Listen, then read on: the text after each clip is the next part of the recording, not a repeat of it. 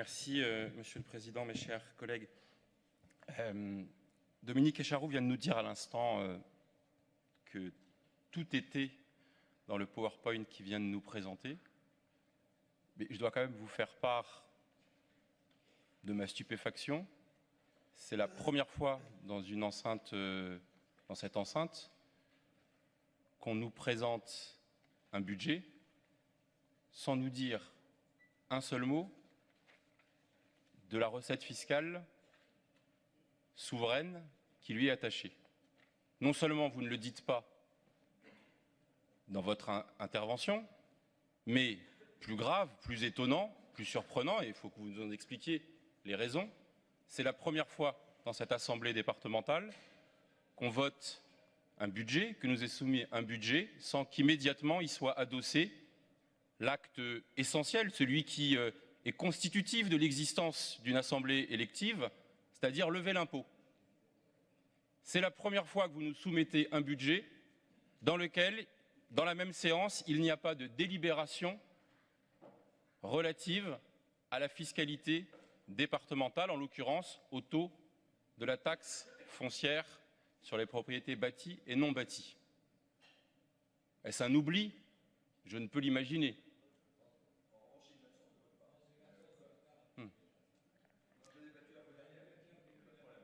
Mais la fois dernière, à ma connaissance, on n'a pas voté le taux. Puisque vous m'interrompez, donc on se laissera la latitude de pouvoir s'interrompre mutuellement, manifestement. Donc je ne serai pas rappelé à l'ordre si d'aventure, tout à l'heure, j'interromps M. Echaroux dans sa réponse. C'est juste pour savoir le mode de fonctionnement de la séance. Je persiste à dire que c'est la première fois que nous ne votons pas, au moment où nous votons le budget. Bien sûr qu'il y a eu un débat d'orientation budgétaire, mais quand on vote le budget, on vote le taux. Je connais les collectivités comme vous. Vous avez siégé dans cette enceinte et on l'a toujours fait ainsi. Il y a donc une explication. Elle est peut-être technique, elle m'a peut-être échappé. Vous êtes dans l'attente de je ne sais quelle information de nature législative ou réglementaire. Je ne le crois pas. Il faut donc chercher une autre explication. Quand ce n'est pas technique, c'est politique. Et d'ailleurs, quand on est ici, tout est politique. Pourquoi ne votons-nous pas le taux aujourd'hui? Est-ce que vous avez la fiscalité honteuse? Est-ce que vous avez un remords? Est-ce que vous avez un regret? Peut-être que la période vous invite à un peu d'humilité. Il y a 3 ans, vous avez pris la décision brutale, massive, d'augmenter la fiscalité. Pas d'un peu, de 29%. La taxe foncière sur les propriétés bâties, en 2015, rapportait 245 millions d'euros. En 2016, elle a rapporté 321, 325 en 2017, c'est-à-dire environ 77 millions d'euros que vous avez prélevés chaque année sur les ménages essonniens propriétaires.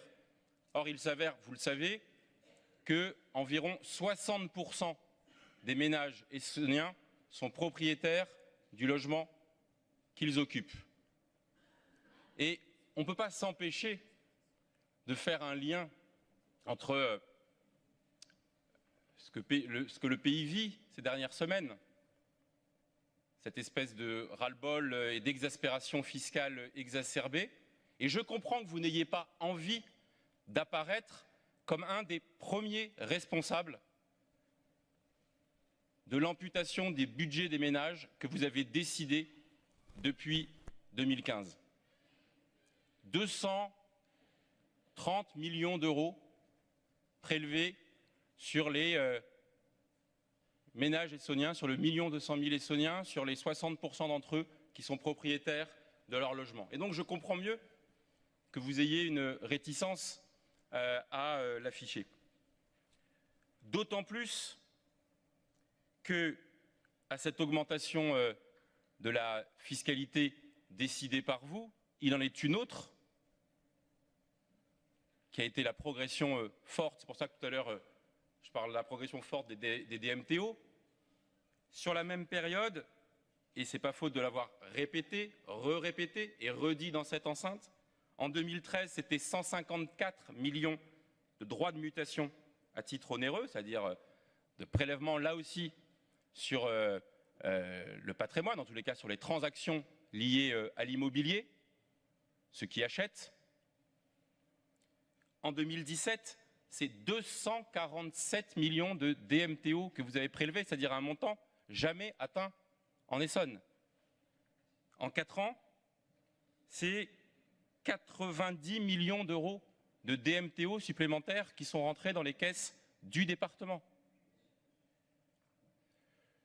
Et sur le panneau, il vient d'être enlevé, vous avez le culot, le dernier slide, de parler de progression faible des recettes de fonctionnement. Une progression faible des recettes de fonctionnement.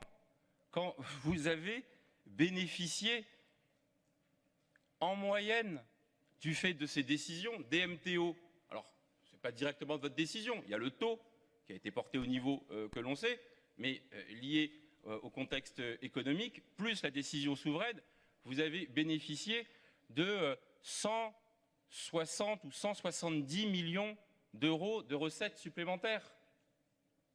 Alors bien sûr, je ne minore pas la baisse des dotations. Mais il faut quand même avoir une forme de culot de nous parler de progression faible des recettes de fonctionnement. Et tout ceci vient en illustration du fait que vous ne nous parlez pas des taux. Alors peut-être y a-t-il un débat en votre sein. Peut-être que d'un éclair de lucidité vous fait comprendre ce que nous vous disons depuis des années, que ce prélèvement n'a pas de justification. Alors tout à l'heure, fidèle à lui-même, Dominique Echaroux nous a expliqué que ce prélèvement était nécessaire et il nous a reparlé alors de manière moins arrogante, de manière moins péremptoire de la cavalerie budgétaire, pour reprendre le terme qu'il a utilisé. C'est au nom de cette cavalerie donc que vous auriez augmenté la fiscalité massivement en 2015, l'apportant à un niveau atypique. Avec 16,37 de taux de taxe foncière, nous sommes 2 points au-dessus de la strate des départements à laquelle nous appartenons. S'il y a une singularité essonnienne, c'est ce haut niveau de taxe foncière, donc ce haut niveau de prélèvement. Et ceux qui manifestent ces derniers temps, je peux dire que quand ils payent la taxe foncière, et on les reçoit dans nos permanences, et on les connaît, ils ont bien identifié d'où vient l'ampleur de ce prélèvement. Alors peut-être qu'il y a débat en votre sein sur la pertinence de ce prélèvement. Et je termine, puisque M. Echaroux nous a dit que tout ceci avait été fait parce qu'il y avait cette situation catastrophique. Il n'a pas utilisé le terme aujourd'hui. Dans votre bouche, il n'y a plus le terme de faillite. Dans votre bouche, il n'y a plus le terme alors encore un peu de cavalerie budgétaire, mais de factures impayées, etc. Vous allez dire que je suis un peu obsessionnel sur le sujet. J'ai des raisons de l'être. Peut-être que votre tempérance du moment vient à un moment donné de la réalité qui s'impose à vous. Dans quelques semaines ou dans quelques mois, nous débattrons dans cette enceinte du rapport de la Chambre régionale des comptes. Celui même que vous aviez demandé en urgence, en invoquant la situation catastrophique, et face à laquelle la Chambre régionale des comptes vous a répondu il n'y a pas d'urgence. Je vais donc faire mon contrôle comme prévu. Il a eu lieu. Nous débattrons des conclusions définitives dans quelques semaines. Mais d'ores et déjà, et ceci explique probablement que vous ayez baissé d'un ton dans la mise en cause. Il ne conclut pas à une quelconque irrégularité. Il ne conclut pas à une quelconque illégalité. Je rappelle que dans une fuite en avant outrancière, le président du conseil départemental avait porté plainte courageusement contre X. On ne savait pas à qui il s'adressait. Pour faux en écriture, dans l'exercice du budget, dans l'exécution du budget. Le procureur de la République vous avait répondu, Monsieur le Président, qu'il incombait à la Chambre régionale des comptes d'établir, à l'occasion d'un contrôle budgétaire et financier approfondi, si quelque chose d'aussi grave, puisque relevant du pénal, avait été mis en cause, avait été réalisé. Aucune conclusion de ce type, aucune illégalité, aucune irrégularité, confirmant, si besoin était, que tout ce que vous aviez fait procédait d'une démarche qui porte un nom aujourd'hui dans le débat public. C'est la fake news. La fake news. Dire une contre-vérité, la marteler, matin, midi et soir, à grands frais, des centaines de milliers d'euros engagés pour faire croire aux Essonniens que leur département était en faillite, pour mettre en cause, y compris devant les tribunaux, la gestion de la précédente majorité. Au lieu d'assumer ce qu'était votre possibilité, un courage politique, et de dire nous avons une certaine vision, nous augmentons les impôts, nous voulons nous constituer une marge de manœuvre, une facilité, une souplesse. Non, vous avez préféré inventer des faits,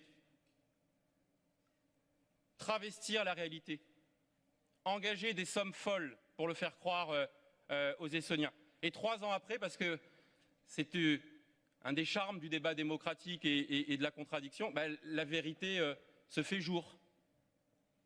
Tout ce que vous avez raconté est faux. Tout. Y compris quand vous laissiez entendre qu'il y avait une illégalité. Portez plainte au pénal. Vous faites quoi aujourd'hui? Vous retirez votre plainte? Celle que vous avez adressée potentiellement contre les propres agents du conseil départemental, puisque c'est contre X. Ça veut donc dire que quelque part vous pensiez que dans la chaîne de décision, un responsable avait commis un faux en écriture.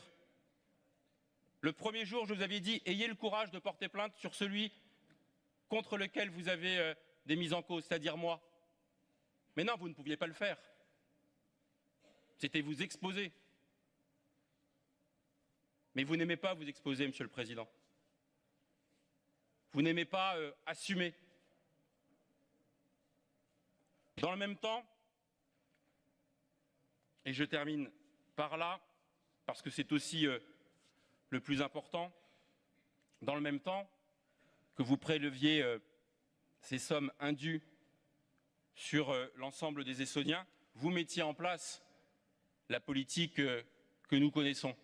Tout à l'heure, on va avoir un bilan de la politique jeunesse. Pour moi, c'est un seul exemple, une seule illustration, qui fait la boucle d'ailleurs avec les enjeux pouvoir d'achat. Quand nous faisions la carte jeune, c'était pour l'autonomie de la jeunesse. C'était clair.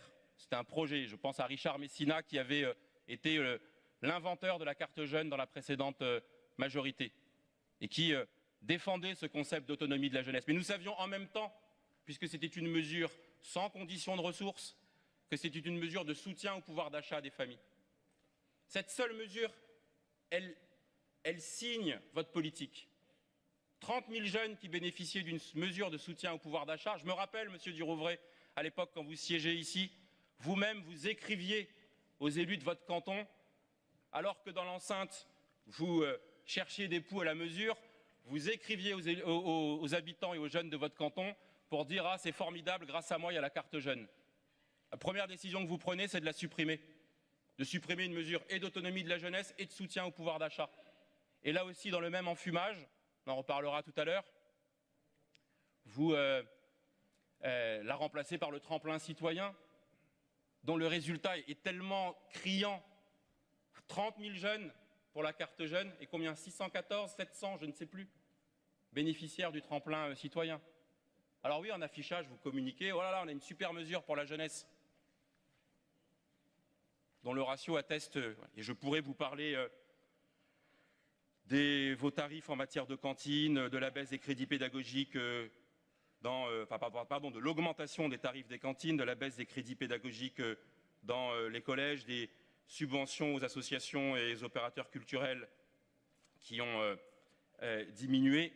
ou bien évidemment de la baisse de l'investissement. Alors, c'est facile après d'apparaître comme un bon gestionnaire. Baisser les investissements, sabrer dans les dépenses de solidarité et les dépenses de soutien aux ménages et augmenter massivement les impôts. Et après, vous nous dites que tout est limpide. Ce budget est emblématique de la politique que vous menez dans le département.